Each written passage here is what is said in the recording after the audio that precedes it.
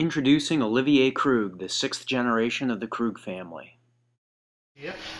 Some of you, many of you actually have been to Krug, and you know that Krug, despite very small, despite nestled in the city, is a house where we open the gate easily to our friends when we know them, and we are ready to share what we do. And it is amazing because sometimes it is a contrast with an idea we may have from the professional and the trade. Sometimes, you know, people say, hey, shh, shh, shh, I'm going to talk about Krug.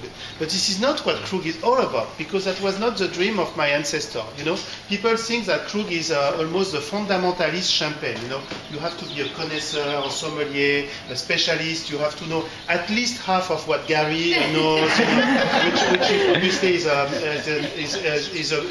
such a high benchmark, etc. But this is not true, because in 1843, when my great-great-great-grandfather left his very good position at Jackson, he was 43, which was at this time the equivalent of 60, 65 today. He had a fantastic position in what was probably the biggest champagne house, a happy life. He was married to a family member. They just had a baby. That baby was a boy, you know. And so everything was perfect for this dad.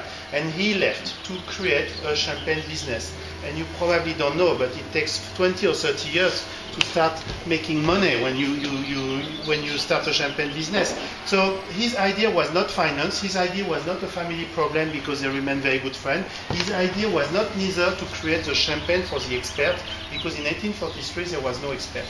There was no sommelier, no wine critic, no specialist, etc. So at first we know that Krug was not made for the expert. So people say, yes, but he decided to create the most traditional, the most handmade champagne. No, not true neither, because all the champagne in 1843 were handmade. They were all born in small casks. They were all done by hand with lots of people, lots of details. Well, not lots of details, but details, etc., etc. So why did he decided to create Krug? And to make a long story short, and we can share the story later, and you have all those little books with the history. We, believe it or not, but despite we are family business, despite we are French, despite of course we have this lazy arrogance to say I know everything, it comes from the past, we decided 2 years ago with Margaret Enriquez, Maggie, some of you have met her, she's the president of Krug, we decided to work with two historians and to dig in the past, and to find out why this man had this unbelievable move to create a champagne house from scratch, with an idea which was not the idea to become the biggest, the best, or whatever. And we found out that he had a very clear idea of champagne, which we all agree, I believe, because he understood that the essence of champagne is pleasure. And that no one ever opens a bottle of champagne for something else than pleasure. Most people do not open a bottle of champagne to know when it was disgorged, what percentage of Pinot Noir, whether there was a malolactic or what, you know, and all this winemaker jargon. Winemaking, of course, is absolutely important, because if you don't master the wine skills and the craft, you will never produce the best champagne. But when it comes in your glass, it's not about winemaking, science, back label explanation. It's about what do I feel, what do I like. And that was his vision. In 1848, and if you've not seen it, we'll go and have a look after the tasting. He was 48 years old, which was a kind of dangerous age for men at that time.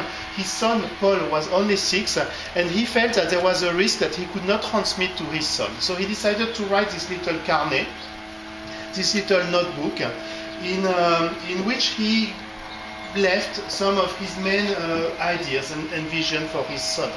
And remember, this is not the boss or the Pope talking to the people. It is about dad leaving a message to his 6-year-old boy, in case one day he might be interested.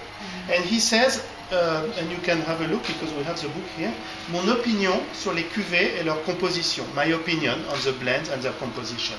And I will only share with you the first page because I believe it's enough to understand his ideas. At first he said you cannot make a great champagne without using the best grapes and best wines. Wines, he said. Not best, sorry. You cannot make a great champagne without using good grapes and good wines. He never said best. From the best possible villages. You might be tempted sometimes to use grapes of a lesser quality or even mediocre, and you might even achieve what you were looking for. But these are cases on which you should never rely. Otherwise, you will miss your operation and you might lose your reputation. Dad to 6 years old boy.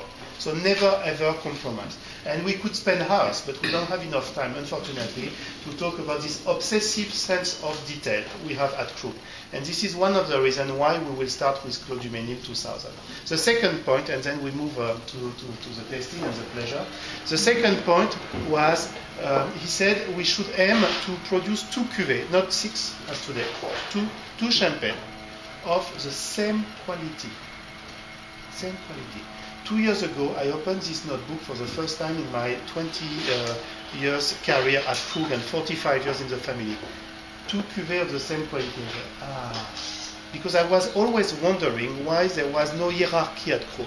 When I joined Krug 20 years ago, I remember my uncle telling me, you know, Krug, Olivier, at Krug, red carpet treatment, and you heard that, red carpet treatment for all Krug. There is not a Krug that will be done with less care than others. There is not a grape that will be selected with less care, attention than others, etc. And Joseph, from the beginning, said, 2 cuvées de la même qualité, no hierarchy. Cuvée numéro 1, cuvée number 1, and cuvée number 2. What is amazing is that cuvée numéro 1 is not a super Krug, as the Japanese would say. They call Clos du Mesnil super Krug. I was shocked. Super Krug. So what is super Krug? Everything is super. Anyway, and, I love them. But there was no super Krug, Clos du Mesnil, Clos d'Ambonnet collection, or even a vintage. Cuvée numéro 1 is Grande Cuvée. It is amazing that the cuvée which is at the center of his dream, the reason why he left everything, took all those risks, etc., to create a champagne house from scratch, is a champagne with no vintage on the label. And believe me, I will share with you why later.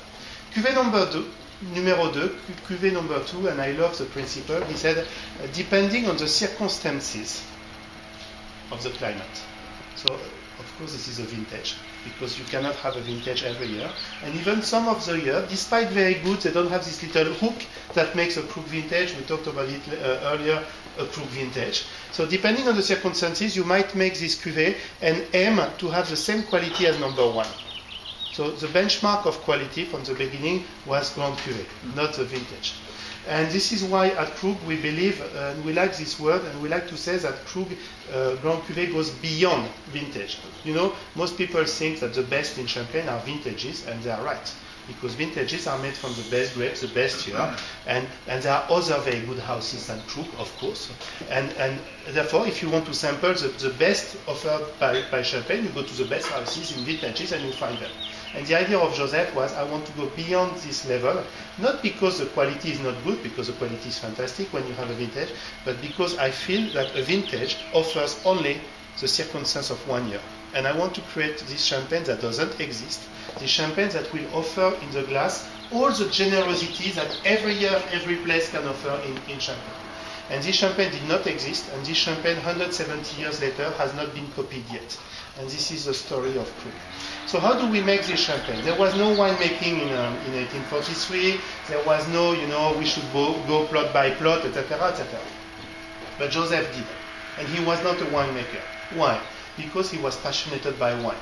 And this is part of the archives we are starting to open. We realized that he was obsessed and he loved Burgundy. And in Burgundy, he understood that,